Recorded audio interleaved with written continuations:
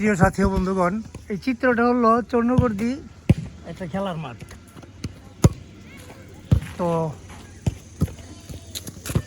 এই মাঠ থেকে একজন নামি দামি খেলোয়াড় ছিলেন, ওনার নাম ছিলেন গফুর, আব্দুল গফুর। গফুর সাহেব আমাদের বড় ভাই ছিলেন। উনি যখন দিকে মাঠে খেলতেন ছোটোকালে, তখন ওনার শার্ট প্যান্ট আমরা রাখতাম আর উনি খেলতেন। তো উনি বল ধরলে না সারা নরসিংদীবাসী ওনাকে, মাঠবাসী ওনাকে খুব সমর্থন দিত। তালিয়ার তালিকাকে বলে, সেই চিত্র আর এখন নাই, উনি মারা গেছেন।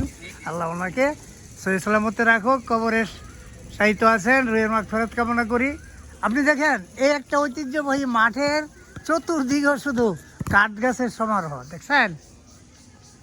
স্বাধীনতার পর থেকে যদি এই কাঠ গাছগুলি না লাগিয়ে ফল ঔষধি গাছ লাগাতো, তাহলে নিশ্চয়ই কাঠ দিত, ফলও দিত, ঔষধও দিত। আবার এই এলাকার মানুষ পশু পাখি ফলমূল খেয়ে সদগাই জারিয়ে সব পেত। এখন আমরা কিছুই করি না, আমরা কি করি? কাঠ গাছ লাগাই। দেখছেন কি কাঠ গাছের বাগান!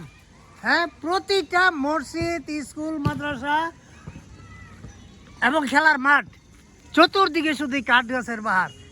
সরকারকে বুঝাতে বুঝাতে আর পারলাম না, সরকার শুধু কাঠ গাছ লাগায়। একবার বলে না তাদের কোনো নেতা, কোনো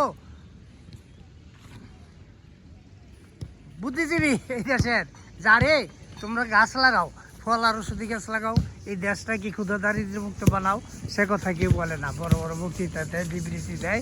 হাই হাই ফেসবুক খুললে, টিভি খুললে কথার বাহার, আর নেতাদের কথার বাহার শুনলে দেওয়া করে লোভ শিহরে ওঠে। কয় দেশপ্রেম বলে, এরা বলে দেশপ্রেম করে। তাই বেটা, জনগণের টাকা খরচ দিয়ে কিসের দেশপ্রেম? নিজের টাকা খরচ করে পরিশ্রম দিয়ে কিছু দেশপ্রেম দেখাও না, দেখাইয়া মাঠে মাঠে কাজ করো না। আমি একক পথসভা করি, এইভাবে মাঠে নেমে যাও, মানুষকে বুঝাও যে আর লাগাবার না কাঠ গাছ, লাগাবার শুধু ফল ঔষধি গাছ। কাঠ গাছ লাগাবে যদিও মন চায় বন জঙ্গলে, ফল গাছ লাগাইবা রাজপথ, রেলপথ, সড়কপথ, জনপথ, খাল বিল, নদীর পারপথ, বাড়ির অঙ্গনে, মসজিদ প্রাঙ্গণে। ধন্যবাদ, আবার কথা হবে, আল্লাহ যদি বাঁচিয়ে রাখে।